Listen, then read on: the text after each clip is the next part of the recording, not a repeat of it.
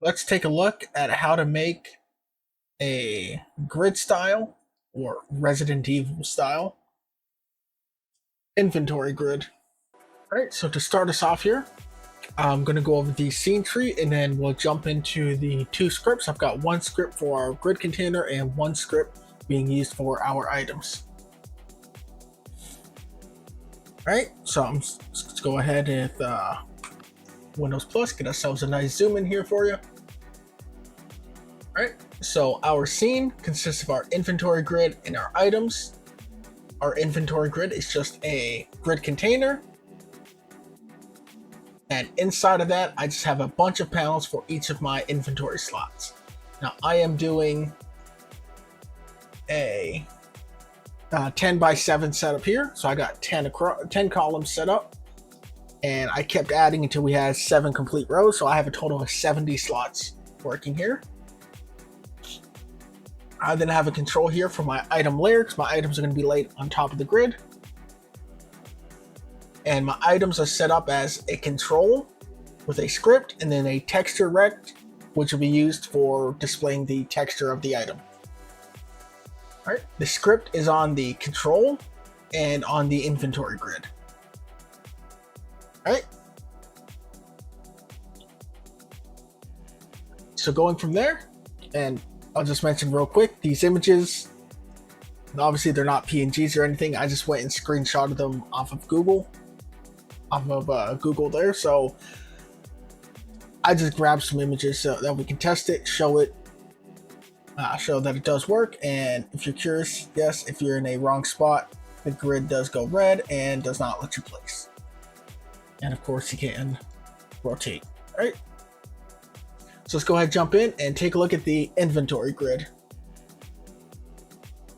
All right, so starting with our grid, I have a few constants here. We're just going to be setting the columns and rows. This should obviously be set before your game is even launched, so it just makes sense to keep this as a constant. Cell size, each of my panels in there is set at 50 by 50, and the cell gap is the separation that I have on the grid container. The default is 4. All right, the cell step, of course, is going to be cell size plus our cell gap. And then we have our colors set up here. So the normal, the valid, and invalid. So this is, of course, when we're moving the object around. When we're placed, it's got that, we're going to have that dark gray color. If we can place it, we'll have a green. And if we cannot place it, it'll be a red. Right? Hopefully that makes sense. Haven't lost anyone yet. The grid variable down there, that is an array. That is a representation of the objects themselves. And I just went and updated the script so it'll print out. So if I just go ahead and place this, boom, we can see we have, this is our grid, right? So in all of our columns, right? We have 1, 2, 3, 4. We have 5 empty, so we have 5 nulls here. And then we have the start of the AK, right? So we got the AK for 2 squares. Then we have a pistol for 2 squares. Then we go into the next row and we continue, right? So we have this array is effectively the grid inventory of itself, or in of itself, I should say. All right, so the ready, of course, this is going to initialize our grid array, setting each of our cells in the array to represent one inventory slot. Stores which item can occupy it. If the slot is empty, the value is set to null. Which, of course, since this is a new slot here, or a new inventory, everything is going to be set to null. And of course, if you're going to load your inventory that in here, then you load your data up afterwards, but that's a separate thing, separate situation. Next up, we have our can place function here with our item, row, and column.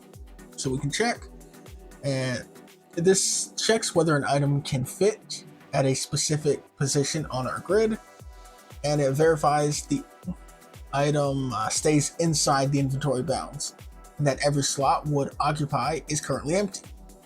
If everything is valid, the function returns true. If not, we get false. Okay, so that's all we're doing here. We're just forming some checks here. I'll go ahead and expand that so we can see the whole thing. So it did run off to the side there. There we go. There's the can place function. If you need any of these a little longer, of course, you can always pause the video. Next up, we have the place item. So we have the actual placing. So once we find out if we can place, we have place item. And as you would expect, this places the item into our grid by filling the appropriate cells in our grid array. And it also records the item's grid position and moves our item node to the correct visual location. And then it just clears out that preview highlight, right? That red and green preview that we had going on.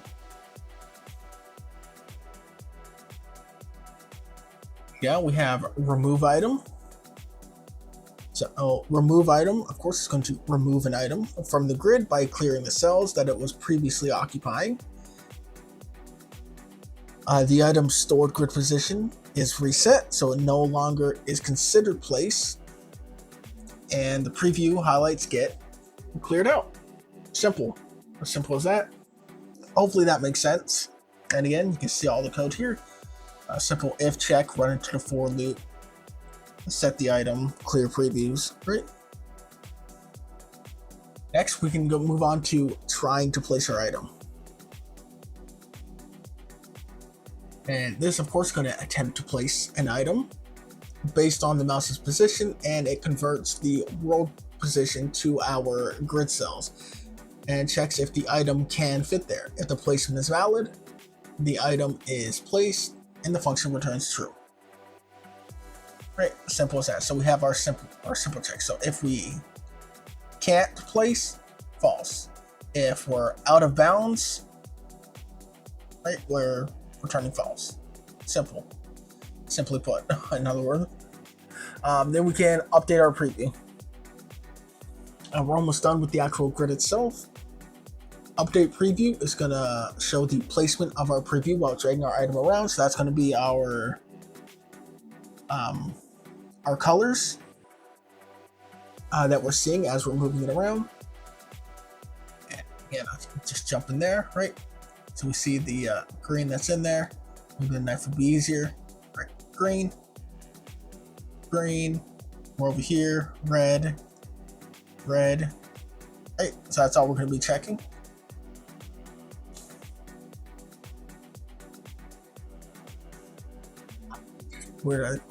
So it's going to show the placement preview when we're dragging the item around, and it calculates where the item would land, and the colors of the grid cells are either green or red, of course, depending on whether the placement is valid or it's not.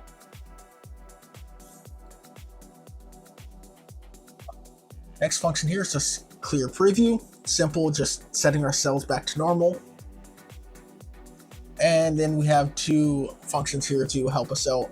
World to cell is going to convert our mouse position into our grid coordinate and account for the item's size and the preview centers correctly under our cursor. If the position would place outside, it returns an invalid cell. And then that just gives us our cell to world and color cell. Cell to world just converts our grid coordinates back to a world position. That way we can snap the item visually to the correct spot. And color cell, as you imagine, just colors the cell that we pass in.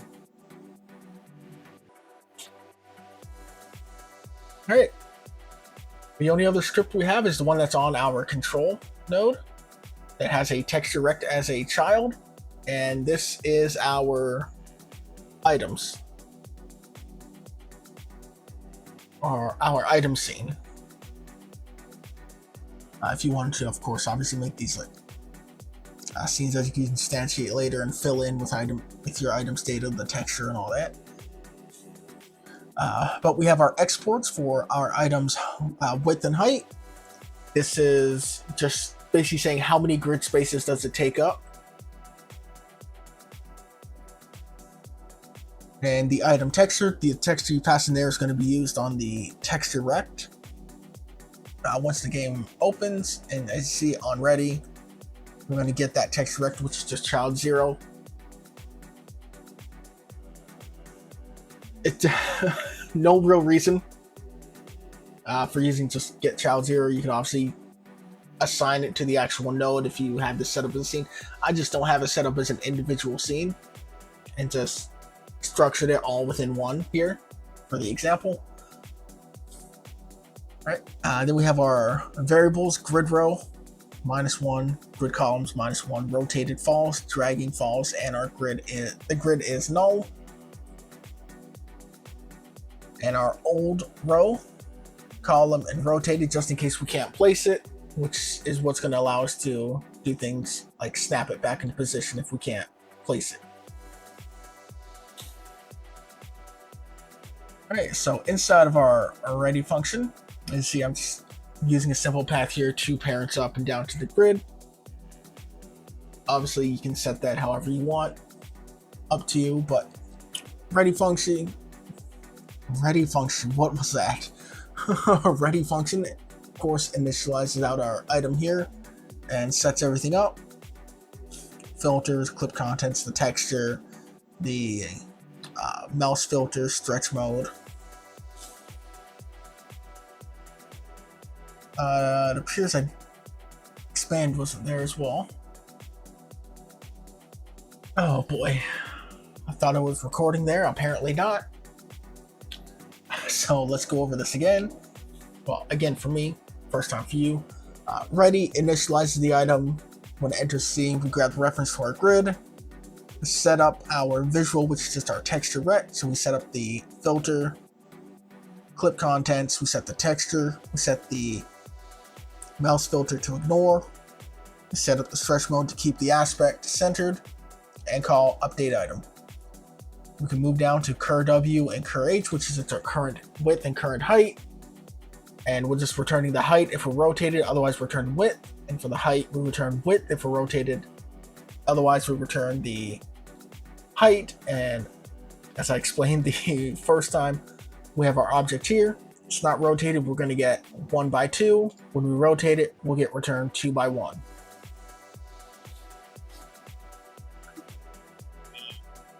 Update item.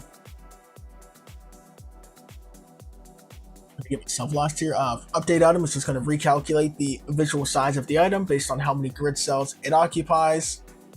Scroll over there, it's just grid.cell gap that's being cut off there. It's going to recalculate the visual size based off of the how many grid cells it occupies, and update the sprite's position and rotate the visual if the item is rotated. GUI input is just going to allow us that our item or the control will handle itself. Right, it's going to handle the click itself, and all we're doing here is we're just checking if it's press the left mouse button, start dragging. If we are dragging and we hit right mouse, rotate the item. Input, it's just going to process our, of course, global input. And while the item is being dragged, update the item's position with the mouse updates and placement previews. And when we release the mouse button, finish the drag. Start drag, it's just going to set our old row column rotated information just in case we cannot place an object. For example, if I drag the AK here, we can see it turns red, it's invalid. When I let go, it's going to snap back up because it has that old row and column that it has stored for us. Right? Dragging is set to true. The index is set to 10, so it's always going to be above everything else. And then we actually remove the item from the grid itself because we can place it anywhere, including where it was already. All right. End drag is going to finish our dragging operation. The item attempts to place itself on the grid. If the placement fails, then we just set it based off of the old row and column position and rotated. And of course, we just clear the preview. The last thing here is rotate item. Rotate item. I feel like I said that really weird. And this just simply rotates the item by swapping its width and height. The visuals updated, and the placement preview refreshes so the player can see if the new orientation fits. Right, and that gives us this Resident Evil style and popular style, I should say, grid menu. You may know it as a Tetris menu, grid menu, the Resident Evil inventory menu. I believe Diablo used a grid inventory like this as well. It's popular. Resident Evil is popular right now. I think a new game came out fairly recently, since I'm seeing everybody apparently playing it on Twitch. But this is it. That's the simple form and all you need to get a system like this up and going. Of course, if you want to save and load the information, you're going to have to set that up with a little more information going in. But with that, that's it. That's a grid inventory system, or the Resident Evil inventory system, as you may know it. And I know I'm already starting to ramble on. I'm going to go before I keep rambling. Take care. Have yourselves a good one. I'll see you guys next time.